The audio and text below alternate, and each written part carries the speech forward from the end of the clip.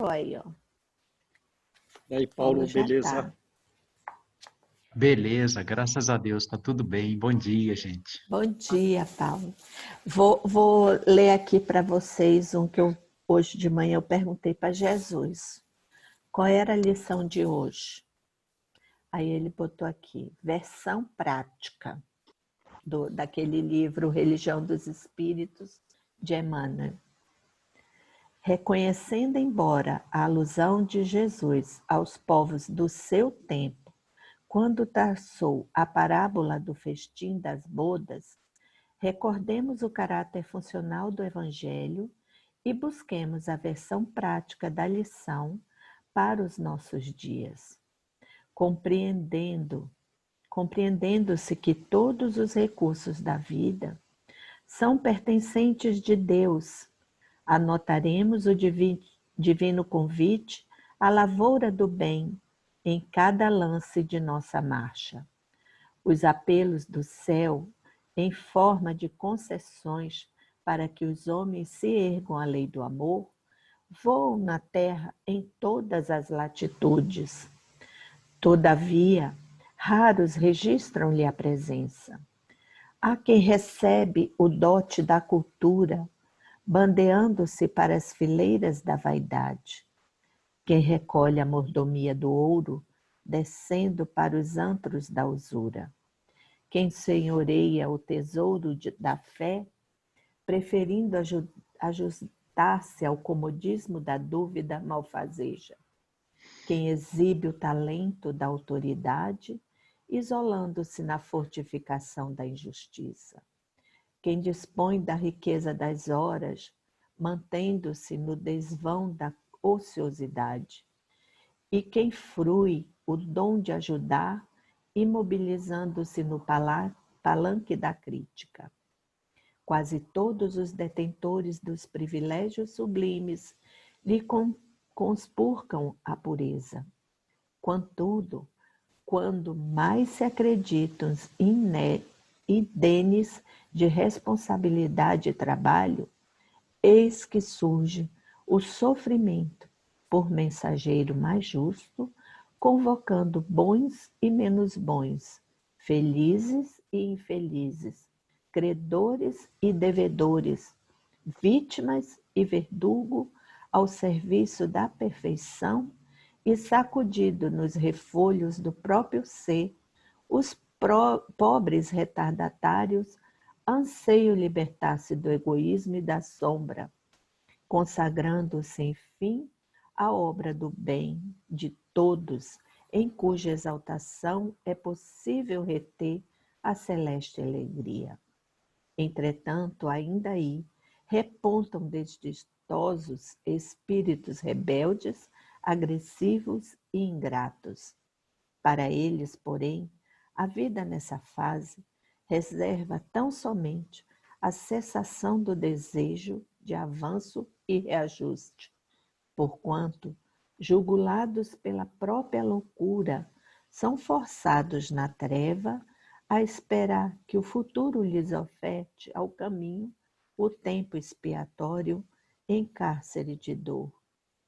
Desse modo, se a luta vos concita a servir para o reino de Deus, com a aflição presidindo os vossos passos, tende na paciência a companheira firme, a fim de que a humildade por excelsa coroa vos guarde o coração na beleza e na alvura da caridade em Cristo, que vos fará vestir a túnica da paz no banquete da luz. Eu me lembrei das bodas, João, que ainda ontem você falou, né, com relação às bodas, tudo que estava sem a túnica, né, que Sim. mandou ir para fora. E quando eu li, né, eu digo, olha, quer dizer, vamos vestir a túnica da paz para o banquete de luz de Jesus, né? E vamos tocando em frente. Verdade. É. Que Deus guie nosso dia. Sofrimento é o último servo enviado, né? Para a gente participar dessas bodas. Dessas bodas. Mas vamos suportar com alegria, né? É, vamos. Verdade. Me lembrei também da menina, da Daiane, que a Ana indicou do Instagram. Gente, eu fico olhando, que menina, que exemplo. João, aquilo ali deve ser um espírito muito elevado. Porque, olha, você É, não tem a sua mão ser uma coisa assim fechada, as duas, você não ter movimento aqui, não ter dedo para movimentar, né? E outra, ela diz que para ela o pior momento é o banho, porque tira aquelas gases toda do corpo, né? E aí depois tem que passar a pomada e colocar gases todinho novamente. É triste. E ela tá lá suportando. Todo dia ela bota uma coisa alegre no Instagram dela. Todo dia. Vamos é ser isso igual, aí. né? É um exemplo, né? Com certeza, A ser com seguido, certeza. Serve de exemplo para a gente, né? com Pessoa certeza. passando por maiores dores, com serenidade, essas provas foram escolhidas. É, Não foram isso é verdade. obrigatórias. Porque ela passa ali. Ela diz que tem dias que ela. Porque diz que quando, depois do banho, que vai fazer os curativos, tudo, ela tem muita dor, né? Mas que depois fica bom, fica tranquilo. Então, assim, você vê que vai, né? Aceita aquilo ali, né? Aceita que é o que ela precisa, né? Para evoluir. É É, bonito o jeitinho dela. Vamos lá. legal. Então vamos lá. Nós estamos no capítulo 22, o item 2, né? Isso, esse mesmo. Então vamos lá. Só o que vem de Deus é imutável. Quer dizer, então as coisas que vêm do homem vai sofrendo mudanças, certo? Certo. Aí é exatamente a frase que ele fala depois. Tudo que é obra dos homens está sujeito a mudanças. As leis da natureza são as mesmas em todos os tempos e em todos os países. As leis humanas mudam segundo os tempos, segundo os lugares e segundo o progresso da inteligência. No casamento, o que é de ordem divina é a união dos sexos. Para que se opere com a união dos sexos, o que? A substituição dos seres que morrem. Mas as condições que regulam essa união são de tal modo humanas que não há no mundo inteiro, nem mesmo na cristandade, nem mesmo nas nações cristãs, dois países onde elas sejam, essas leis humanas, absolutamente as mesmas. E nenhuma onde não hajam sofrido mudanças com o passar do tempo. Daí resulta que, em face da lei civil, o que é legítimo num país e em dada época é adultério em outro país, é contrário às leis em outra época. Uma vez que a lei civil tem por fim regular os interesses das famílias, e esses interesses variam, se modificam, segundo os costumes, segundo as necessidades locais. É assim, por exemplo, que em certo país o casamento religioso é o único legítimo. Em outros, é necessário, além desse, o casamento civil. Em outros, finalmente, basta o casamento civil. Então isso foi mudando realmente ao longo do tempo, né? O casamento, ele envolve direitos de propriedade, né? Sim. No passado, o casamento também protegia o que se chamava linhagens de sangue, né? muitas vezes o casamento não levou em conta o sentimento de amor envolvido pelos dois que se uniam. Mas o casamento visava aumentar o valor das propriedades, certo? Conquistar mais terras, realizar acordo político entre nobrezas, concordam? Sim. Então, muitas vezes, o casamento foi uma aquisição de propriedade, em que o noivo pagava pela noiva, e ainda existe isso em alguns lugares, né? Tem. Pagava determinada quantia de moedas de ouro ou de prata para ter a propriedade daquela mulher, né? Então, muitas vezes, o casamento ele visava a estabilidade social das famílias envolvidas, e não foram raras vezes ao longo da história que crianças de 3 a 5 anos eram dadas em casamento, já se realizava, né, uma promessa futura de casamento de crianças de 3 a 5 anos já ficavam destinadas para casar com aquele rei, né? Hoje em dia a gente vê aí que agora os casamentos não, nós vamos fazer aqui, qual é o casamento seu? É a união parcial de bens, é o casamento com separação de bens, é a comunhão de bens. No Brasil, na década de 77, surgiu, né, a lei do divórcio, que antes não tinha, era muito difícil, as pessoas ficavam separadas, mas não ficavam descasadas, digamos assim. Então, isso veio ao longo do tempo e em vários locais, alterando, porque isso envolve uma questão patrimonial. Não é isso? Isso. E no passado, basicamente, era só uma questão patrimonial. Não, faz o seguinte, eu vou te dar minha filha para você casar com ela, tá bom? Aí para manter aquela, digamos, linhagem, eram até pessoas parentes. Um era irmão do outro. Então, alguém casava com a sua sobrinha, pelo amor de Deus. Mas isso foi mudando aí, né? Graças a Deus. Tem, né? Outro aspecto que a gente percebe aí na leitura, por exemplo, muita herança do paganismo, né? Por exemplo, quando você casa na igreja, essas coisas todas são heranças do paganismo, né? Né? É verdade, é. Tem países que você só faz o casamento civil e já é o suficiente, né? Tem outros que têm um casamento no religioso, civil, outros só no religioso. E aí, verdade. né?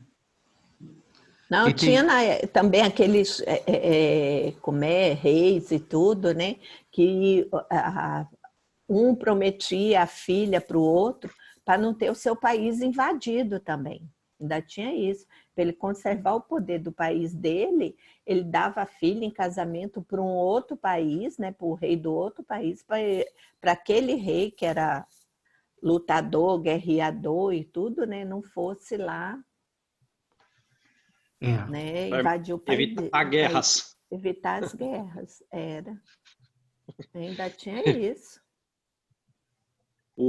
Como o Paulo falou aí, o véu que as mulheres usam no casamento é origem grega, para evitar os ciúmes de outros homens que pudessem ter com relação àquela mulher, para que ela não fosse vista, ela usava um véu.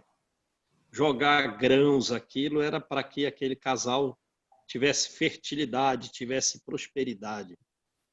E às vezes as pessoas jogam rosas. Que tradição é essa? Vem da tradição romana.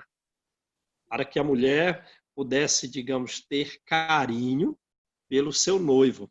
Então, de certa forma, visava mais o homem aí, né? Então, vamos jogar umas pétalas como a mulher vai ter mais doçura para tratar o seu esposo. Então, e não tinha o contrário, né, João? E não tinha o contrário. Não dá, a mulher, né? Tinha que ser doce, mas o homem podia ser um cavalo. Não, podia ser qualquer coisa, né? Podia ser qualquer coisa. Aí não dá, né? Mas O buquê romano, ele tinha alho, sabiam? Ele tinha alho, tinha ervas, tinha grãos. A erva e o grão era isso, questão de fertilidade, né? E prosperidade. O alho para evitar maus espíritos. Que legal. Então, tudo mas o, tradição pagã. mas o alho é engraçado, né? O alho espanta tudo, né? Ah, eu adoro, hein, Paulo? Gosto muito Então, do alho.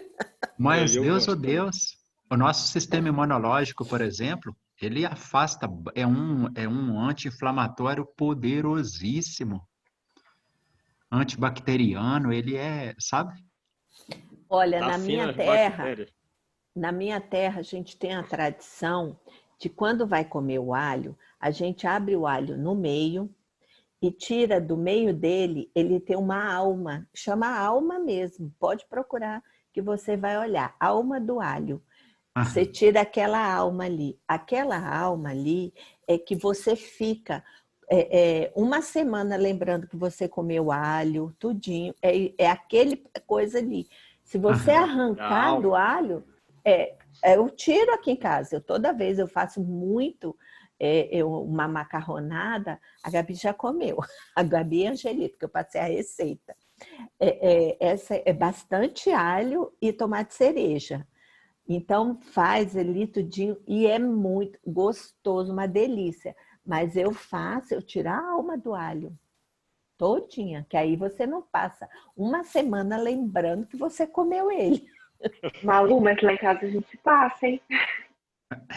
Então a Aqui em Angelita não casa não tirou tira a alma alma. nenhuma. Aqui em casa não tira alma nenhuma. Aqui em casa é com toda a alma. Eu tiro a alma Brincadeira. do alho. Aqui a Aí alma é é com muito tudo. bom. Aí você não fica, viu? A Aqui aliança, também. por exemplo, a aliança é tradição cristã do século XI. Só que, se eu não me engano, colocava nesse dedo aqui maior, porque se acreditava que tinha uma veia que ia daqui direto para o coração.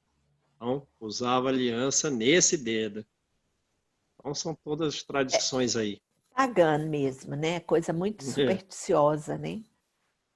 E a gente ainda tem muito, né, de superstição. não dá, né? Todo mundo Fala aí, Paulo. Desculpa, eu tô ficando velho, esquecido, eu esqueci que eu ia falar. o pessoal tem aquela superstição de botar a bolsa no chão, que o dinheiro vai todo embora. Eu digo, menino, onde está o ouro? Não é na terra? Então eu botar para vir dinheiro. Aí o pessoal fica. Eu digo, gente, mas é muita coisa. Eu largo a mim em qualquer canto. É chão, é terra, onde tiver eu largo. Ah, eu me lembrei do fato, é, quando eu casei, eu não casei na igreja, né? E assim, a minerada é o povo mais católico do país. Você tem determinadas cidades, por exemplo, que você vai, por exemplo, São João del Rei. É impossível você estar em algum lugar que você não consiga avistar uma igreja. De qualquer É. lugar que você esteja na cidade, você vê uma igreja, sempre, sabe? É assim. E me aconteceu um fato muito, muito legal. Quando eu cheguei em Campo Grande, eu cheguei e logo, logo eu tive que ir para Natal, no Rio Grande do Norte. Isso foi no ano de 2000. E eu conhecia um primo que eu gostava muito. Só que ele não era, ele era da geração do meu pai. E aí eu disse para ele, quando eu encontrei e tal, e aí a gente começou a conversar, porque ele era muito amigo do meu pai. E aí o que aconteceu? Eu virei e falei assim, olha, tal, hoje eu já estou casado e a gente não fez aqueles casamentos na igreja e tal. E ele era um espírita assim, muito atuante, né? Ele virou e falou: "Ô, meu filho, não se preocupa com isso não. Às vezes os melhores casamentos são feitos debaixo do pé de manga. O que va... o que vale é o respeito que vocês devem ter um pelo outro, né? E e caminharem juntos, isso é que é o importante." E Verdade, na Paulo. verdade é Verdade. exatamente isso, né? Com Ué, Paulo, eu certeza. tenho. Então, eu ainda sou pior do que você, porque eu tenho 25 anos de convivência com o meu marido, mas nós dois somos solteiros. Nós temos um contrato, né, uma assinatura de um contrato de união estável, mas nada, nós não casamos assim. Eu não tenho o nome dele, nem ele o meu, nada. E estamos Olha juntos só, há 25 anos. isso é que é o importante, né? É, Nossa, é uma benção. Fora o tempo de namoro, né? O tempo que a gente ficou namorando até resolver. Vamos viver junto? Vamos, pronto. Estamos aqui, Olha só, 25 anos. é isso aqui, isso é o que maravilha. vale, né? É o Com amor, o certeza. respeito, né? É, é. Eu tenho muito pelo meu marido, viu? E é um negócio engraçado, porque, por exemplo, o Emmanuel teve uma época na minha vida que eu procurei a respeito do casamento nas literaturas do Emmanuel. E ele fala umas coisas, gente, que são sensacionais. O que que acontece? Ele fala que a gente deve, nós devemos nos empenhar, conforme o João falou ontem na introdução desse capítulo.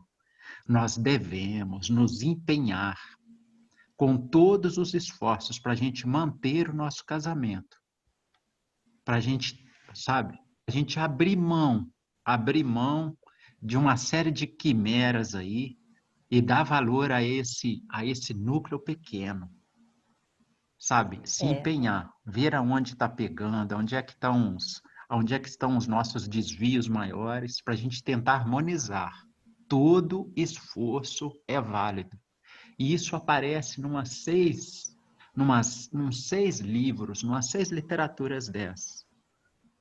Que é um trabalho assim, que quando você, essa coisa da gente achar que o amor é essa coisa, sabe? Que nasce assim do nada, essas coisas de primeira vista, para com isso, essa coisa que a gente constrói e quando aquilo nasce dentro da é, gente, a gente percebe a contribuição do companheiro, a gente consegue superar qualquer coisa. É é verdade. verdade. É meio É bem verdade. assim. Então vamos lá. Ah, O item 3 3. aqui, né? Uhum. Mas, na união dos sexos, ao lado da lei divina material, comum a todos os seres vivos, a união dos sexos, a outra lei divina, imutável, como todas as leis de Deus. Então, não é só a união de sexos, que essa é de todos os seres vivos. Há uma outra lei também divina, não o casamento como lei humana que rege as heranças, né? E que regeu muitos interesses. Qual outra lei divina imutável como todas as leis? Uma A lei lei de amor. exclusivamente moral, a lei de amor, que é o que vocês estão falando, né? A lei de amor. No passado, e ainda deve ter alguns locais em que os interesses financeiros, os interesses políticos, né? Os Uhum. interesses de sangue nobre substituíram essa lei de amor. Crianças eram dadas em casamento. Né? Quis Deus, mas essa aqui é que tem que estar, né? A lei de amor, como vocês falaram. Quis Deus que os seres se unissem, não só pelos laços da carne, mas também pelos laços da alma, a fim de que a afeição mútua entre os esposos se transmitisse aos filhos. Sim, então a gente precisa, antes de tudo, nos nossos casamentos, dessa lei de amor, porque ela vai servir de base para os nossos próprios filhos, né? Então, o lar é uma instituição educacional de espíritos das mais importantes na Terra. É um mecanismo de educação de almas das mais importantes na Terra. E precisa, naturalmente, que haja a lei do amor entre o casal, um diálogo franco, uma solidariedade, uma indulgência, como Paulo falou aí, né? em que a gente muitas vezes tem que renunciar, ser indulgente. Tem também que ter uma certa energia moral dos filhos para a construção de valores éticos, valores intelectuais, valores espirituais, valores morais nos filhos, né? Nos filhos. É o que a Abigail diz para Paulo. Paulo, o que ela fala quando ela está na iminência da morte?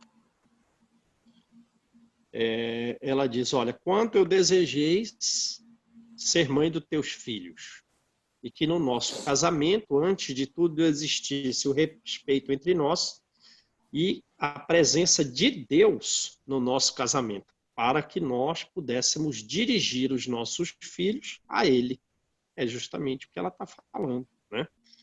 E é o que Kardec lembra, que essa afeição mútua, ela vai, de amor entre o casal, vai servir de base para a transmissão e construção desses espíritos que retornam, vão ter as suas dificuldades, vão ter os seus problemas, têm os seus resgates a realizar, como nós todos temos, né? Agora, é a construção desses valores morais, espirituais, intelectuais, educacionais, que vão auxiliá-los no resgate dos seus débitos passados, né? Então, é isso aí. E que fossem dois, e não somente um, a amá-los, a cuidá-los e a fazê-los progredir. Porque houve época em que o homem, né, não participava do cuidado dos filhos. Mas ainda Agora, tem, né, João? Tem lugar que ainda principalmente na área oriental, né, eles têm muito de que a mulher ela tem que cuidar do lar e dos filhos, e o homem vai prover o sustento. Quer dizer, ele não tem responsabilidade nenhuma com o filho. Até por aqui mesmo também eu já ouvi pais dizerem assim, olha, a culpa é tua, porque você não soube educar teu filho. Quer dizer, jogando para cima da mulher, né? como se ele tivesse isento, né? Exatamente. Não dá. Tem razão. Tem que ser dois. Tem que ser de dois. E veio, Kardec vai escrever isso no século XIX, né? Então, Nas condições habituais do casamento, a lei de amor é uma lei levada em consideração? É uma pergunta. uhum. E aí ele mesmo já responde aqui a seguir. De modo nenhum. Quer dizer, não é levada em consideração. O casamento envolvia direitos de propriedade, valoração de terras, né? Conquista de outras terras, acordos políticos entre nobrezas. Então, eu vou te dar minha filha em casamento, ela tem 5 anos, tá? Aí, como disse a Malu, então você não invade aqui, essa região, a gente forma um laço através do casamento, no qual é dada uma criança para a manutenção de um status político, de um status social, de determinadas famílias, de determinados grupos. Pelo amor de Deus. Então, não se leva em conta a lei de amor, não se leva em conta a afeição de dois seres que se atraem um para o outro por sentimentos recíprocos, visto que, na maioria das vezes, essa afeição, na maioria das vezes, pelos aqueles motivos de interesses, né? Interesses financeiros, é essa afeição rompida. Não, você não vai casar com ele, mas é a pessoa que eu gosto. Não. Você já foi dado em casamento quando você tinha 3 anos de idade, você vai casar com aquele, né? O que se busca na afeição do coração, o que se busca não é a satisfação do coração. Então não se buscava isso. Não, mas eu gosto do filho daquele pedreiro ali.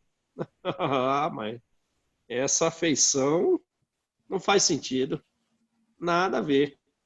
O que vale é o orgulho. Vamos manter o nome. E às vezes até uma neta, uma sobrinha é dada no casamento, porque a família tinha que manter o nome. o orgulho, a vaidade e a cupidez, quer dizer, a ambição e a cobiça, era isso que valia. Numa palavra, o que valia eram todos os interesses materiais e não os interesses sentimentais, não as afeições entre os seres. Quando tudo vai bem segundo esses interesses materiais, disse que é um casamento de conveniência. E quando as bolsas estão abastecidas, disse que os esposos estão igualmente harmonizados e devem ser muito felizes. E aí? Verdade? Não, esse é um casal rico. Eles têm tantos carros e tantas televisões, tantos cômodos e servos em suas casas. Então, é um casal extremamente feliz. Vai sonhando com isso, né?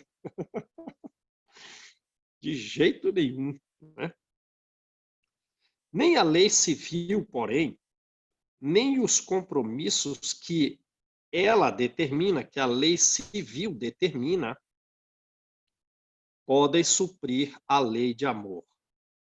Se esta lei, a lei de amor, não preside a união, então essa lei de amor não é, digamos, a presidente a que rege aquela união, resultando frequentemente que aquilo que foi unido pela força se separa por si mesmo. É verdade ou não? Que o juramento feito ao pé do altar, uma pessoa casou por interesses financeiros, para manter o nome da família. E aí fez o juramento ao pé do altar. Ora, esse juramento é um perjúrio. É um falso juramento, certo? É um perjúrio. Pronunciado como uma fórmula banal. Daí qual é o resultado? Milhões de uniões infelizes, né? Uniões infelizes, que acabam por se tornarem, às vezes, uniões criminosas. Sim? Quantas pessoas não foram mortas pelos seus cônjuges no passado, no qual eram uniões em que a lei de amor nem de perto passava.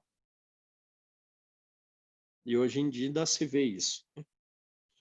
Dupla desgraça que se evitaria se, ao se estabelecerem as condições do matrimônio, não se fizesse uma abstração da única lei que a sanciona aos olhos de Deus. Qual? A lei do amor.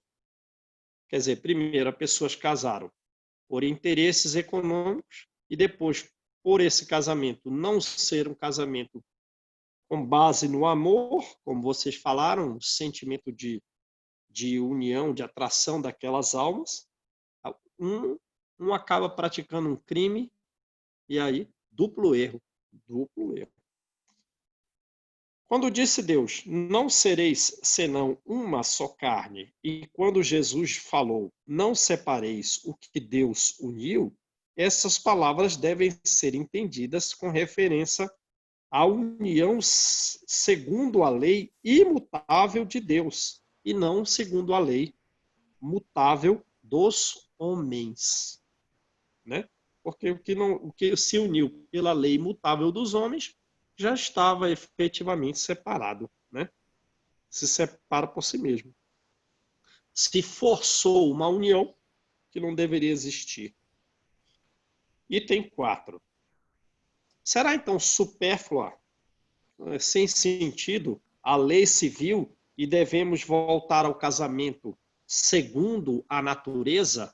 Vamos nos casar sem nos preocupar, vamos nos aproximar, nos unir, sem nos preocupar com as questões patrimoniais? Não, certamente não. A lei civil tem por fim regular as relações sociais. A lei civil tem por fim regular os interesses das famílias, de acordo com as exigências da civilização. Por isso é útil e necessária, mas ela é variável, certo? Uhum. No passado, e ainda tem locais em que o casamento é o seguinte: ah, eu achei bonita essa moça. Quanto ela custa? Vou dar tantas moedas. Uma lei patrimonial em que a mulher é uma propriedade comprada. Sim? Tantas moedas de ouro, vamos comprar. Ah, mas aí eu vou, demora 2 anos. Não, achei uma outra jovem. Quanto é? Vou comprar. Então, como fica a questão patrimonial das famílias envolvidas? Então, a lei, digamos assim, dos homens, que rege essas questões patrimoniais, ela tem que existir, né? Tem que existir. Casou uma vez, aí antes não tinha o divórcio no Brasil é de 77. As pessoas estão separadas, mas não se descasaram. Certo, Malu? Você entende mais que eu aí É, do direito. Aí tem que ver a lei do divórcio, porque tem que reger essas exatamente. questões patrimoniais. Como vai ficar os filhos do primeiro casamento, os filhos do segundo casamento, os patrimônios de uns dos outros. Então, isso tem que ter a lei humana também, né? Mas só que não pode ter só a humana. Vamos É, casar, vamos casar em função do dinheiro. Tem que ter a lei do amor, de sentimento. meus pais, eles separaram, mas nunca separaram no papel, só corpos. Corpos, né? É, meu pai morreu, minha mãe é viúva de, de marido separado. É isso aí, né? No passado foi um problemão, né? Foi. João, bom dia. Os libaneses ainda eles têm essa cultura, né? Que lá no interior a gente tem muito eles vindo da região lá e eles já vêm desde novo, quando já aquela família tem uma gravidez, aquela família tem contato, eles já têm a fulana, menino casa com a fulana, então desde a hora que nasce o laço já é criado entre famílias. Aí na cidade chegou, tinha uma moça muito bonita e chegou o rapaz do Líbano para casar com ela, mas foi um alvoroço tão grande na cidade, o homem a mulher era a menina era linda e o homem era muito feio. A gente passava na loja e dizia, eu não acredito que essa menina teve que aguentar, tá aguentando esse homem, porque o homem é muito feio. Então, para a gente que era jovem, achava um horror aquilo, porque já veio predestinado para aquela família, para aquela moça. Que coisa, né, Stefânia? Que cidade era essa, Stefânia? Lá na fronteira da Argentina para lá tem muito deles ali, ó, São Borja, Uruguaiana para ali, eles têm muita família que vieram em comuns para ali, sabe? E estão casados até hoje, como levam e se enche de filho. 5, 6 filhos eles têm, na maioria deles.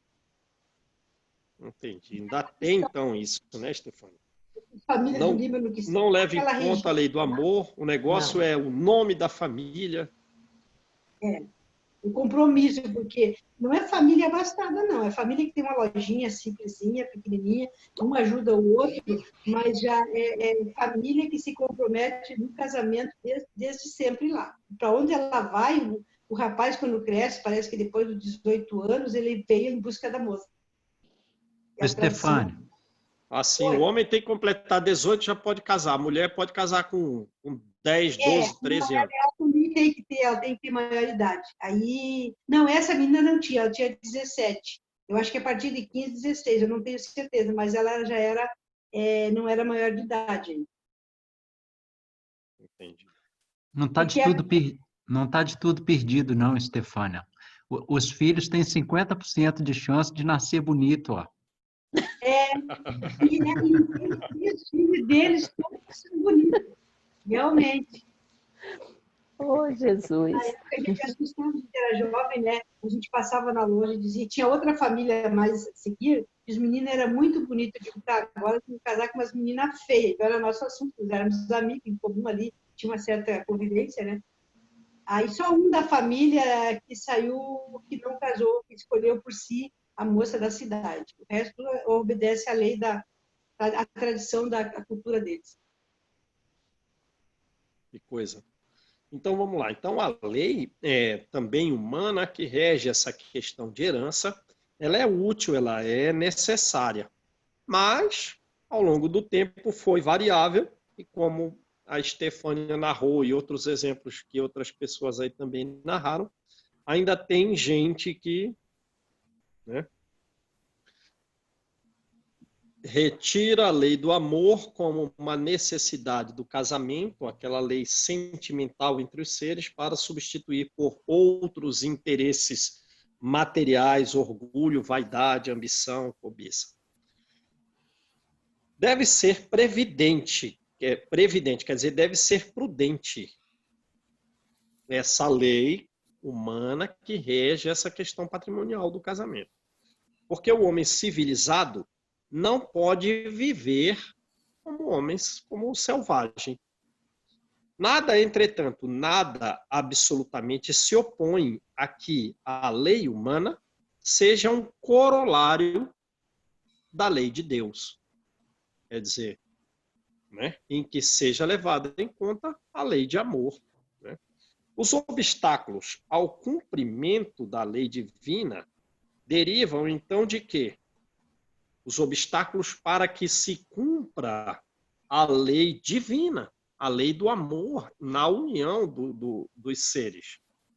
O obstáculo vem da onde? Vem dos preconceitos. Dos preconceitos, daquela opinião prévia, que em regra se vincula ao quê? Vaidade, orgulho, ambição, cobiça. Interesses materiais. E não da lei civil, e não da lei humana, né? Que regula a questão do patrimônio, da herança. Como é o seu casamento? União parcial de bens, separação de bens. União. Esses preconceitos, embora ainda vivos, ardentes, já perderam muito do seu predomínio no seio dos povos esclarecidos, né? Então, povos ainda não esclarecidos, esses preconceitos ainda permanecem. Desaparecerão esses preconceitos, esses interesses materiais que forçaram a união de seres. Desaparecerão com o progresso moral, que, por fim, abrirá os olhos dos homens para os males sem conta, para as faltas, mesmo para os crimes que resultam das uniões contraídas, tendo em vista unicamente os interesses materiais. Né? Aí vamos estudar o passado, a história, principalmente de reis. Pelo amor de Deus, né? Quantas faltas, quantos males, quantos crimes cometidos porque o casamento tinha por base exclusivamente o interesse material.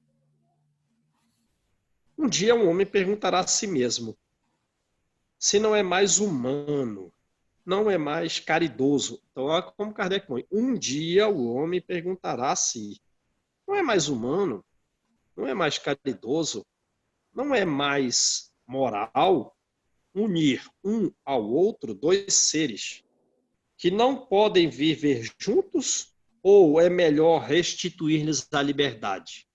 O que é mais humano? O que é mais caridoso? Forçar a união de seres que não conseguem viver juntos ou dar a liberdade para ambos? Um dia, Kardec está escrevendo aqui no século XIX, um dia o pessoal vai se perguntar sobre isso. Se a perspectiva de uma cadeia indissolúvel não aumenta o número de reuniões, de uniões irregulares. Então, no futuro, os homens se perguntarão se essa união indissolúvel forçada não vai justamente aumentar o número de uniões irregulares. Beleza, gente? Beleza. Então, vamos lá. Divórcio. Divórcio quer dizer a separação, o afastamento, a ruptura. Creio eu que, atualmente, o divórcio, conforme a interpretação da lei humana, das questões jurídicas, é a dissolução do casamento em vida por mútuo consentimento. Aí a Malu me corrige aí, eu não sou da área do direito. Se há um mútuo consentimento, pode ser feito até no cartório. Isso. Se não há um mútuo consentimento, é o interesse de um dos cônjuges, tem que ser feito na esfera judicial. Certo, Isso. Malu? É isso mesmo. Então, vamos lá. O divórcio é lei humana. Então, já estamos falando justamente dessa questão da lei humana. Qual? A dissolução do casamento em vida por mútuo consenso. Pode ser feita no cartório. A dissolução... A Gabi também, viu, João? A Gabi está mais Gabi fresquinha. Também? A Gabi é advogada também, está bem fresquinha. Beleza. Então vamos corrigindo aí, Gabi e Malu. Porque eu não sou da área de direito, não, sou engenheiro. Mas sabe, a gente sempre sabe. A Gabi já é advogada com cara de adolescente. Esse pessoal de elevada capacidade aí, né? Se forma rápido, se forma novinho aí, né? Que o intelecto é outro nível.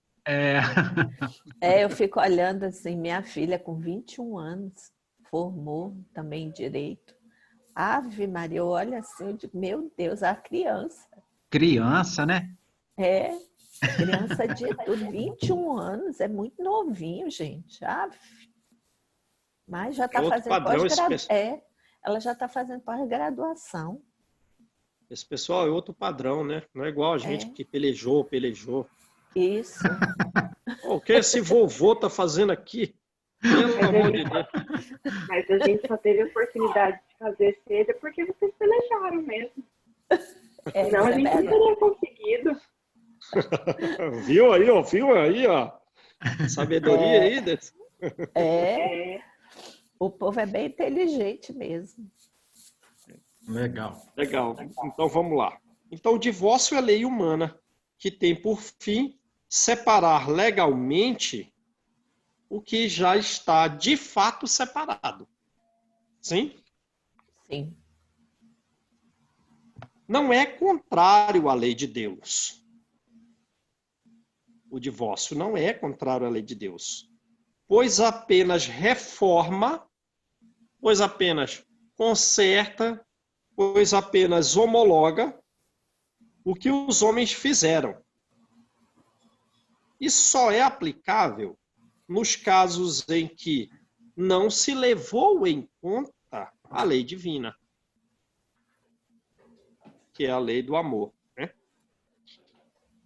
Se fosse contrário a essa lei, quer dizer, se o divórcio fosse contrário à lei divina, a própria igreja seria forçada a considerar como prevaricadores, quer dizer, transgressores, aqueles dos seus chefes que, por autoridade própria e em nome da religião, impuseram o divórcio em mais de uma circunstância.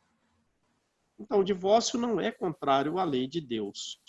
Ele vem homologar as uniões que não levaram em conta a lei divina, a lei do amor. E dupla seria essa prevaricação, essa transgressão, esse abuso, porque nesses casos o divórcio teve como objetivo unicamente interesses temporais e não para satisfazer a lei do amor. Beleza, gente? Beleza. Porém, nem mesmo Jesus consagrou a indissolubilidade absoluta do casamento. Nem Jesus. Os casamentos são indissolúveis. Não disse ele, uma pergunta, não disse ele, foi por causa da dureza dos vossos corações que Moisés permitiu que despedisseis as vossas mulheres? Disse, ele disse isso. Isso significa que, desde o tempo de Moisés, não sendo a afeição mútua a única finalidade do casamento, a separação podia ser uma separação necessária. É necessária. É melhor separar do que piorar nesses casos, por causa da dureza dos corações. Naturalmente, aqui, o coração dos homens, né? Então, era necessária aquela separação, porque podia trazer mais prejuízos futuros se não se separasse. Acrescenta, porém, no princípio não foi assim. Isto é, na origem da humanidade, quando os homens ainda não estavam pervertidos pelo egoísmo, pelo orgulho, pela busca de interesses materiais, e viviam segundo a lei de Deus, as uniões eram baseadas na simpatia e não eram baseadas na vaidade, na ambição, e, por consequência, no começo, não davam motivo ao repúdio, à rejeição. Beleza? Beleza. Jesus vai mais longe. Especifica o casamento em que o repúdio, né, em que a rejeição, em que a separação pode ocorrer. Qual caso? O do adultério. Ora, não existe adultério onde reina sincera afeição recíproca. Né? Então, se existe uma afeição recíproca e sincera de ambos, não vai ter o adultério. Então, onde há o adultério? Quando não existe uma sincera afeição recíproca. E esse motivo qual? O adultério pode, então, ser um motivo justo de separação. Beleza? Conforme nos disse Jesus. É verdade que ele proíbe ao homem desposar a mulher que foi repudiada, a mulher que foi, digamos, rejeitada, separada. Ele não falou isso? Falou exatamente, né? Foi. Né? Falou exatamente. Quer ver? Volta lá no item 1. Né? Foi. Por isso eu vos declaro que aquele que despede sua mulher, a não ser em caso de adultério, e desposa outra, comete adultério. E que aquele que desposar a mulher que outro despediu, também comete adultério. Então, é verdade que ele proíbe ao homem desposar a mulher repudiada. Quer dizer, então, o casal se separou. Aí aquela mulher foi rejeitada. Ele proibiu que ela se unisse de novo a uma outra pessoa? Ele proibiu que ela fosse casada novamente? Sim, proibiu. Proibiu que ela fosse casada novamente. Agora, tem que se levar, como Jesus coloca aqui, ó, como o Kardec coloca aqui, deve-se, porém, levar em conta os costumes e o caráter dos homens daquela época. Então, essa impossibilidade de um segundo casamento com a mulher que foi rejeitada, isso foi para os costumes daquela época. O caráter dos homens daquela época. Era o quê? Porque a lei mosaica, nesse caso, prescrevia a lapidação. Entenderam a coisa? Então, houve o adultério? Houve. A mulher adulterou. Então, o que a gente vai fazer com ela? Nós vamos matá-la. Nós vamos, digamos, prescrever para ela a lapidação. Ela vai ser apedrejada. Agora, Jesus falou o seguinte, não. Só a mulher que adulterou, o homem não. Não sofria apedrejamento, só a mulher. Então, a mulher adulterou. Qual era a prescrição da lei? Vamos matá-la pelo apedrejamento. Aí Jesus diz, não, a mulher que adulterou deve permanecer viva. A mulher que adulterou deve permanecer viva. E ele até deu exemplo naquela praça em que ele disse, mulher, quem te condenou? Ninguém te condenou. A mulher adulta, né? Ninguém te condenou. Eu também não te condenei. Vá em paz. Ora, mas essa mulher, conforme o que ele prescreveu aqui, ela permaneceu viva? Permaneceu. Mas ela não vai casar. É melhor permanecer viva e não casar ou ser lapidada? Percebe? Ele está mudando as punições. Uhum. Ele está mudando as punições. Antes era uma coisa muito severa. O que a gente vai fazer com ela? Matar de tanta pedrada que a gente vai jogar nela. Esse é o objetivo. A gente vai jogar tanta pedra que de forma que ela morra. Essa é a punição pelo adultério. Não. Essa punição está exagerada. Deixa ela viva. Mas que ela receba outra punição. Qual? Que ela não case de novo. Então, digamos assim, Jesus deu uma interferência na lei social humana da época. É isso que Kardec vai falar aqui. A lei mosaica, nesse caso, prescrevia a lapidação. Querendo abolir o uso bárbaro, viu? Querendo abolir, então, a lapidação. Isso era a intenção de Jesus com essa prescrição. Não. Deixa ela viva. Mas ninguém casa com ela. Mas pelo menos não lapida. Querendo abolir o uso da lapidação. Precisou de uma outra pena que substituísse esse uso bárbaro de lapidar. E qual? Qual é uma pena mais leve que substitui a lapidação? E aí encontrou essa pena mais leve na desonra que resultaria da proibição de um segundo casamento. Percebe? Então, em vez de matar, ela vai ficar viva, mas um tanto desonrada pela possibilidade, pela proibição de não casar de novo. Percebe? Jesus está substituindo a pena. E eu vou te falar, os homens deveriam ser tão agressivos como ainda hoje são. Muitos homens ainda são agressivos, que talvez era melhor, nem ela queria casar, né? Essa proibição está muito jóia. Deixa eu sozinha aqui, porque, pelo amor de Deus. É justa. Se eu encontrar de novo um cara igual ao primeiro que eu tive, meu Deus do céu. Né? Não é isso? Isso. Eu li um livro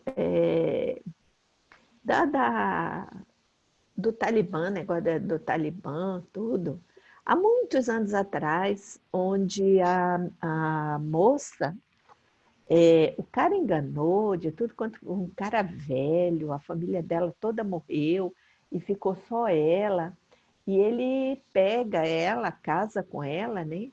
Ele casa com ela e ele já tinha uma outra, mas lá na lei deles, né? Eles podem ter quantas mulheres eles quiserem, desde que eles sustentem, né? Aí ele casa com a mulher, tudinho.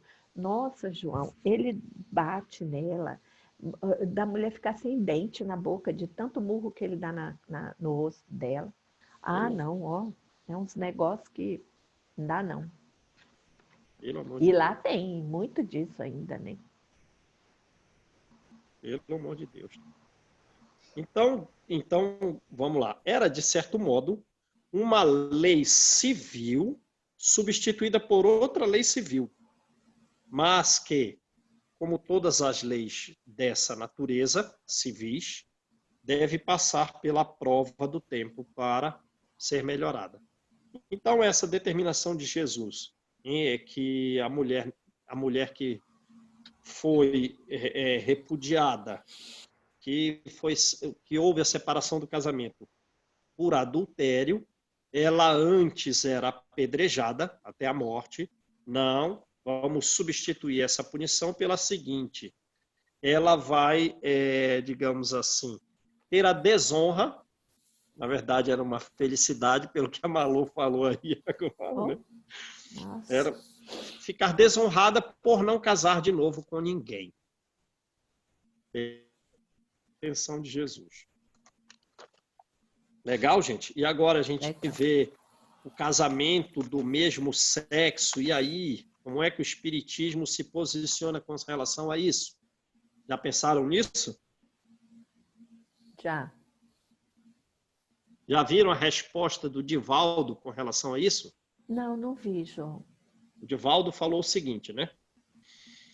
Eu estou lendo aqui num site, mas o site traz aqui a fonte dos livros. Outro tema atual diz respeito à união homossexual, à união gay. Como o Espiritismo vê o amor gay? Aí o Divaldo, conforme esse site aqui, o site chama Instituto Chico Xavier, tenho que relatar a fonte, né? Uhum. Divaldo respondeu o seguinte aqui, conforme esse site. O amor é amor, sob qualquer faceta que se manifeste.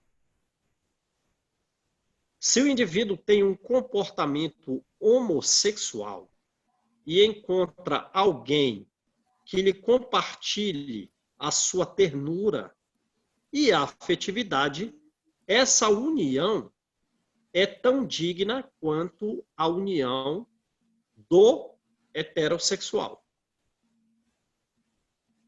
O que para nós deve ser levado em consideração é a conduta do homossexual. Então, o que o Divaldo está falando aqui? Pode haver a união homossexual, pode. Mas qual é a conduta do casal? Porque ele já coloca aqui, ó, como não concordamos com a conduta promíscua do hétero, ele não concorda com a conduta promíscua do hétero, não somos de acordo com a conduta gay promíscua. Uhum. Então, estão casados, homossexuais, mas como é a relação entre eles? Não pode ser promíscua. Deus. Ai. Mas consideramos valiosa e respeitável a união homossexual e principalmente quando ela é apoiada pelo casamento. Porque o casamento... Não, vamos continuar lendo aqui, não vamos dar interpretação. Vamos ler literalmente o que Divaldo disse conforme esse site. O casamento é um contrato legal, tendo em vista as heranças. Tendo em vista o patrimônio. O casamento é isso, um contrato tendo em vista as heranças. O indivíduo ajuda o outro a vida inteira. O indivíduo é o seu companheiro nas horas difíceis, diminui a angústia, diminui a solidão, evita o suicídio. Então ele está falando, olha, as pessoas são dos mesmos sexos, 2 homens ou 2 mulheres, eles querem se unir. Essa união é válida? É válida. O que não é válida é a conduta promíscua de ambos, mesmo dentro do lar em que eles estão. Como também não é válida a união promíscua do casal heterossexual. E ainda aquelas pessoas, elas têm esses sentimentos de amor, uma pela outra, sentimentos profundos de amor. Nas horas difíceis, uma retira a angústia da outra. Se elas estivessem solitárias, elas poderiam se suicidar. Então, como elas convivem juntas, dividem as despesas da casa juntas, se apoiam emocionalmente juntas, é justo o casamento que vai partilhar os bens. É isso que o Divaldo está falando. Né? O que não vale é a conduta promíscua, dentro de casa ou fora. Quantos indivíduos, como dizem, indivíduo no armário, quer dizer, a pessoa ficou lá sozinha, suicidam-se porque tem medo de enfrentar a sociedade? Muitos se suicidam, né? uma sociedade, com todo respeito, diz Divaldo, hipócrita. Quer dizer, o heterossexual que condena a homossexualidade, ele, com todo respeito às ocultas, é um hipócrita. É isso que o Divaldo disse. Por quê? Somente é erro quando as pessoas sabem. Quer dizer, se descobriu a coisa, está errado. Mas se as pessoas não descobriram, a pessoa é honrada. E não é. Sim? O heterossexual, às vezes, dentro e fora de casa, ele tem condutas promíscuas. E isso também não é aceitável. E ele, às vezes, é agressivo e o homossexual não é agressivo. Então, não são aceitos do hétero e do homo os desvios. Então, coloca aqui.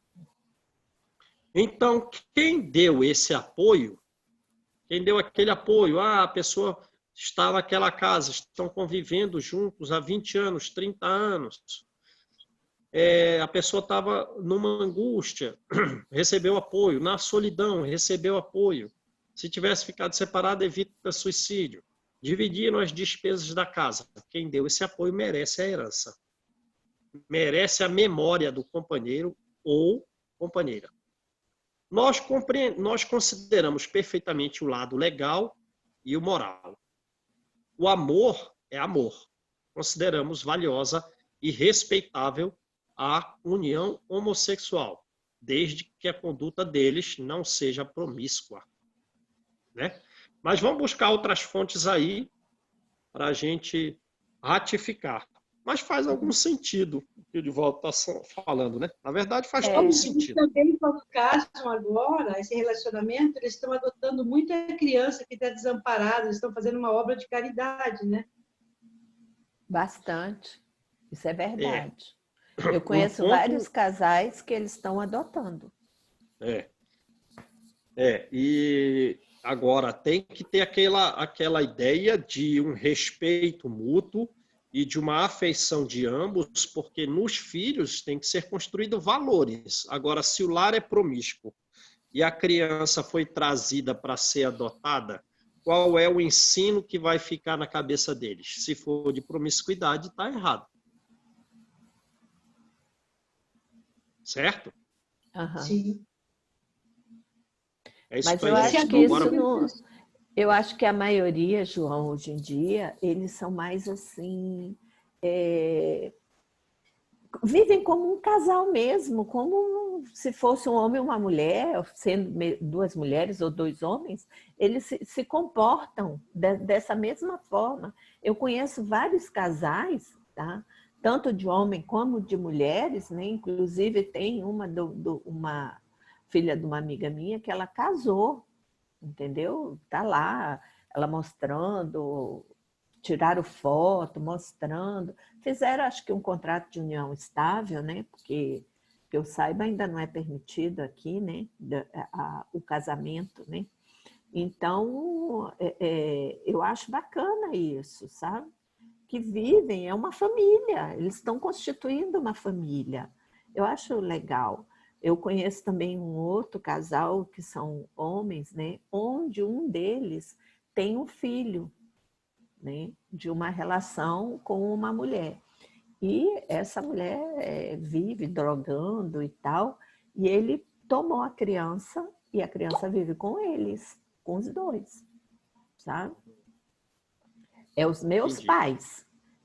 Ele é criado ali, bonitinho, tem que estudar, tem que fazer, tem que acontecer. O menino já está com 10 anos, sabe? Ali todo certinho, muito educado. Oi, diga. O casamento civil, ele pode ser feito já por pessoas do mesmo sexo, não mais só a união estável. Antigamente, o que era feito era a união estável, e eles recorriam à justiça para tentar formar essa união estável, modificar essa união estável para um casamento. Hoje não precisa mais, hoje pode ter só o casamento ou só a união estável, igual é feito em casal heterossexual. E eles não parecem um casal, eles realmente são um casal. Eles escolheram viver daquela forma, E está plenamente certo, porque o problema não está você se relacionar com a pessoa do mesmo sexo. O problema ele está na moral que você tem. E não é só em relação à união, em relação a pai e mãe, em relação a irmãos, em relação à amizade, em relação a todo mundo. Quando você não tem união, quando você não tem, independente, quantas pessoas foram criadas sozinhas ou foram criadas por avós, por tios, e tem que ter a moral do mesmo jeito dentro de casa para criar essa criança. Independente se naquela relação é 2 pais ou são 2 mães, é indiferente. Então, a questão do criar uma criança, ela não tem que estar condicionada ao que ela vê dentro de casa como 2 pais ou como 2 mães. Ela tem que ser embasada na moral, porque da mesma forma que uma criança entendeu... A família, né? Na coisa da família. Por uma avó e por uma tia, ou por uma mãe sozinha, como eu fui criada, ela tem que entender que ela é criada por 2 pais ou por 2 mães e pronto, acabou, né? Ela tem que ter essa questão, a questão da moral, ela não pode ser condicionada pelo que ela vê de casal dentro de uma sociedade. Tem que ter moral, tem que ter afeto, tem que ter amor, independente de qualquer coisa. Porque se fosse assim, eu fui criada sozinha pela minha mãe. Aí eu não ia ter valor, não ia ter moral, eu não ia ter... Não, minha mãe construiu tudo isso em mim, independente de qualquer coisa. E é assim que tem que ser dentro de uma relação, independente do que relação ela for. É isso mesmo. É verdade. Construção de valores morais, né, educacionais, intelectuais, espirituais, né, Gabi? E o que ele fala ali da questão do suicídio realmente é uma realidade. Porque quantas pessoas, tá, que por serem, inclusive muita gente fala que, a gente não sabe se é verdade ou não, né, mas que Santos Dumont, por exemplo, ele suicidou exatamente por conta disso. Tá? Porque ele era e nunca pôde externar, né? Então, muitas vezes, tá? Essa menina mesmo que eu conheço, que ela casou, ela chegou com a mãe com 12 anos de idade, ela tinha. Ela virou para a mãe dela e disse assim, mãe, eu não gosto de menino, eu gosto de menina, tá? Então, como diz a mãe dela mesmo chegou comigo e disse assim, o que eu ia fazer? Jogar minha filha no meio da rua? Ela já vai apanhar da sociedade por conta desse gostar dela, né? Então, a sociedade já vai bater. Aí eu vou bater também? Então, eu tenho que dar apoio, tá? E foi isso, porque senão ela podia muito bem partir para o suicídio. Porque se eu não posso amar dessa forma, tá? Eu estou fazendo o que aqui? Então, isso a gente tem que ter muito cuidado. Sim. Sabe? A gente teve que abordar esse assunto, porque algumas pessoas... Qual é o posicionamento do espiritismo com relação à conduta homossexual? A gente tem que se embasar em pessoas muito elevadas. E qual é a posição dessas pessoas muito elevadas? A posição do Divaldo é essa. E a gente tem que anuir com ele. Ele abordou e é o que está questão... ali. Qual é o principal da união? A lei do amor. Né? A principal que o ideal... não é como é um pedaço de papel nem nada, não. É o amor. O amor. Né? Como ele falou, do hétero e do homo. Não aceitamos a promiscuidade. Né? Exatamente. Fala, vocês aportaram aí com relação à moral, disse a Gabi, com relação ao amor, disse a Malu. Fala aí, Paulo. Então, voltando um pouquinho àquela questão do Alberto Santos Dumont, tiveram mais variáveis ali, uma delas era a vaidade. Porque enquanto ele estava na França, ele era extremamente ovacionado pelos inventos e pelos intentos de ter circulado a Torre Eiffel voando. Os franceses, na verdade, jogavam os chapéus, os paletós para cima, porque eram coisas assim extraordinárias para o início daquele século. E aí o que aconteceu? Quando ele veio para o Brasil, ele chegou aqui, o povo era muito simples, 95% analfabeto, E aí, ou seja, ninguém o percebia. Ele começou, ele era mais um comum, e ainda carregava esses problemas que ele trazia reencarnatórios, porque ele tinha sido sacerdote numa reencarnação dele, e ele tinha avançado muito dos limites naquela época. Então, os órgãos sexuais dele não eram normais. Por exemplo, ele não ficava nu diante de nenhuma mulher.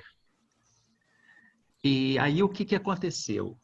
Ele tinha esse problema, ele até gostava, ele gostou muito de uma francesa, que inclusive ajudou ele muito depois de desencarnado, mas ele tinha essas limitações. E aí quando ele veio para o Brasil, ele começou a se deprimir por causa dessa coisa externa. Ele não tinha, era uma pessoa que não tinha vínculo religioso. A identidade dele era promovida pelo estímulo externo. Então ele era bem orgulhoso porque ele era muito capaz, né? Ele já tinha sido inventor em encarnações passadas, então é um processo que ele foi construindo ao longo do tempo por mérito, né, o esforço dele. E esse lado dele, o lado moral, por exemplo, ele não tinha vínculo com religião, com nada, então ele dependia muito desse externo. Quando não teve o externo, ele começou a deprimir. Teve um sobrinho dele que se condoeu pela história dele, ainda tentou ajudá-lo. Inclusive, quando ele suicidou-se em Guarujá. Né? Esse sobrinho estava na companhia, mas o guri desceu para comprar um cigarro. Quando ele voltou, já não dava mais tempo. É isso, eu falei Legal, demais. gente. Agora vamos fazer a feijoada, certo? Exatamente. Então, quem faz a oração para a gente aí? Vamos fazer o feijão agora, né? Verdade. Faz aí, Rô.